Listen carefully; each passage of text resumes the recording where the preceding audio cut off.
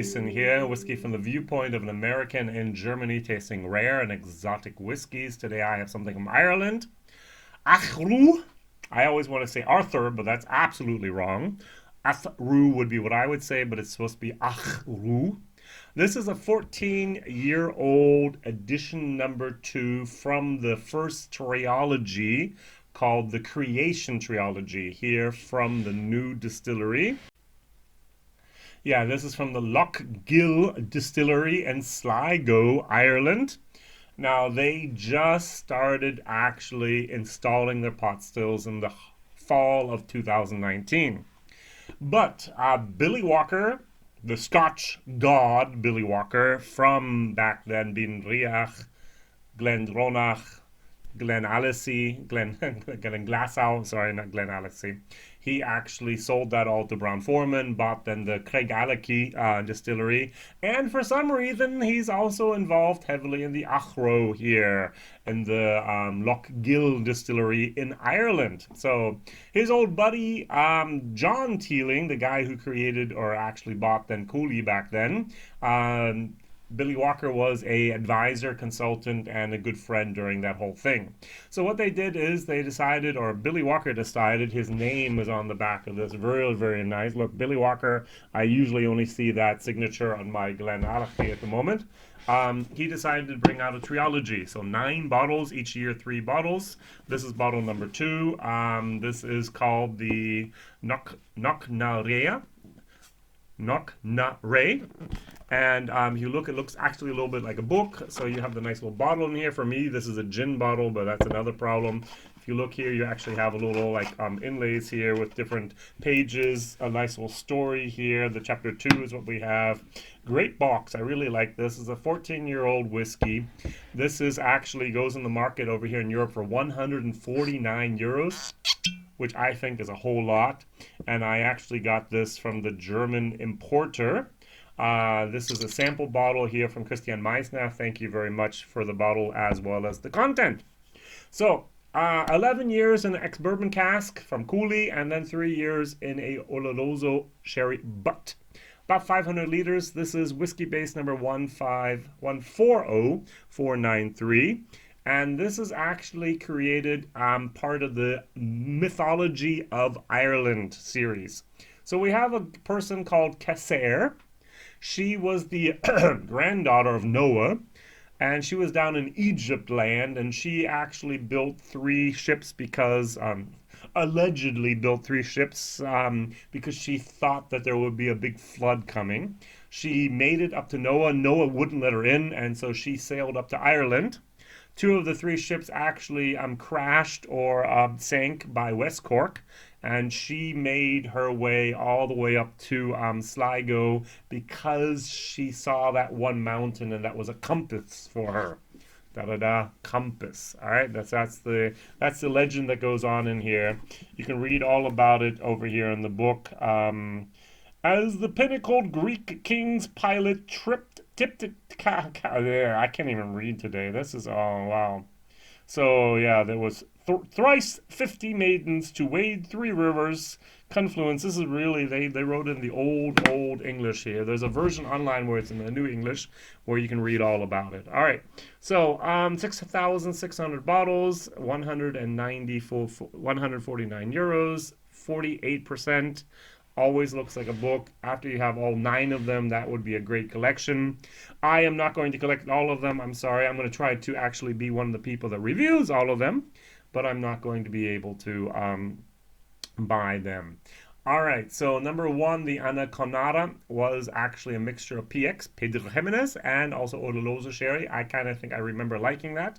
A little bit too expensive for my taste, but that's the way it is. All right.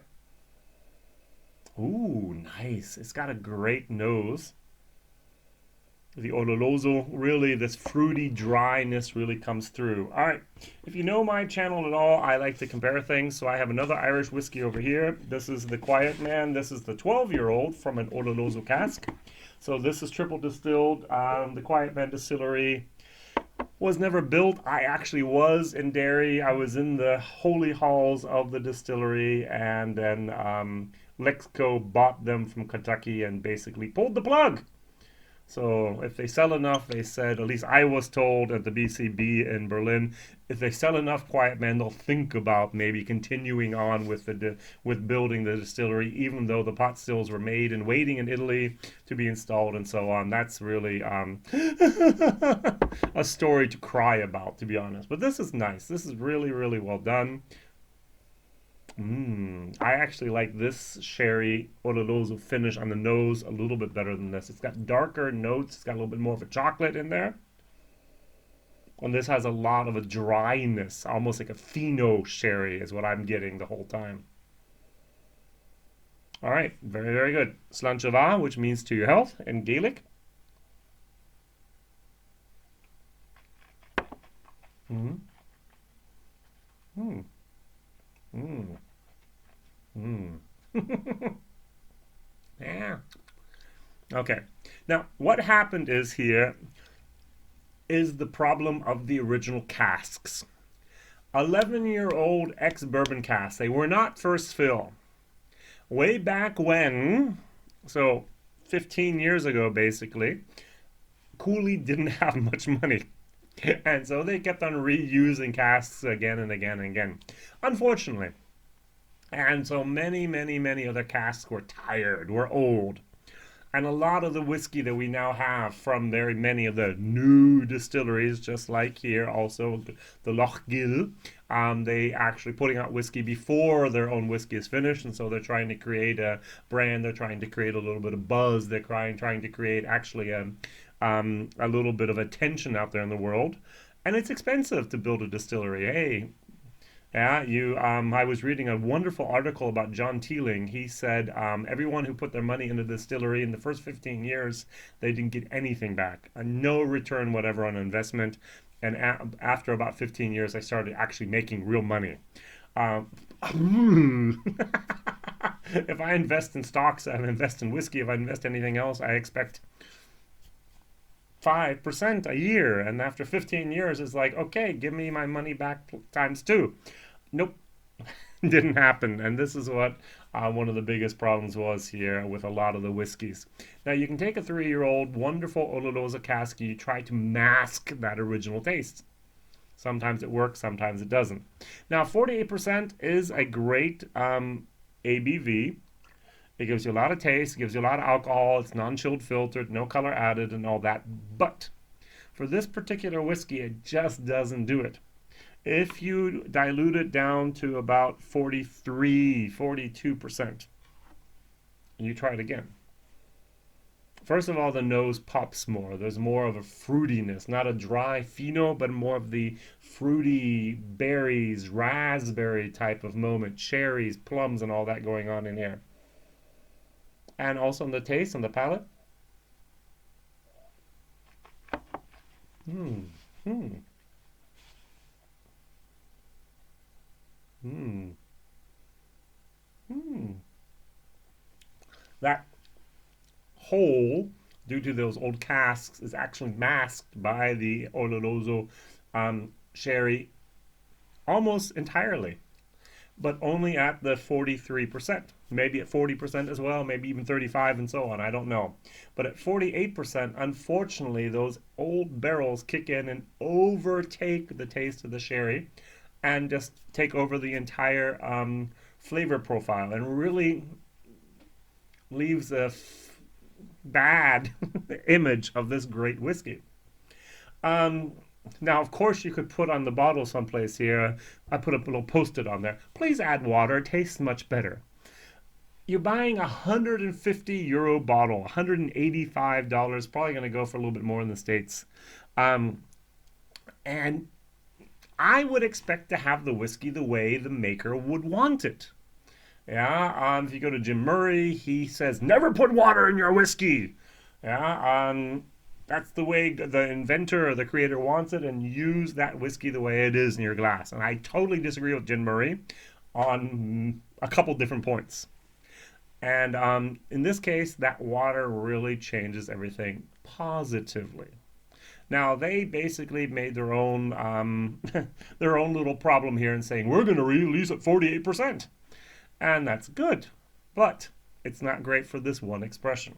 Personal opinion, WhiskyJason here. I sound like Ralphie, don't I? So going over here to the 46% for the Quiet Man. Mm-hmm. Better. That's silky, more silky. It's smoother, it's richer, more vanilla. This actually has, this is triple distilled, single malt, matured in the old oak casks as well as finished in Oloroso sherry. It doesn't compete, but only when water has been added. All right, that's my 2 cents here. My question of the day is, what type of Irish whiskey do you know that's 14 years old? What whiskey do you know that's over $100 or $150? Ah, Redbreast 21. Yummy. Would I rather have a Redbreast of this? Any day of the week, Redbreast. I'm sorry, I love Redbreast 21. That is delicious. This is good, but it's not really worth its money. So I'm going to give it actually a, with water, a C to C+. Without water, more of a C-, to be very, very honest. And value for money, it's more of a D-. All right, 150 euros for this is really not, in my opinion, worth it. I'm so sorry, Billy. That's the way things go. All right, thank you very much for watching. Please like, please subscribe. Please tell others about this crazy European or American over here in Europe tasting rare and exotic whiskeys. All the best. Bye-bye.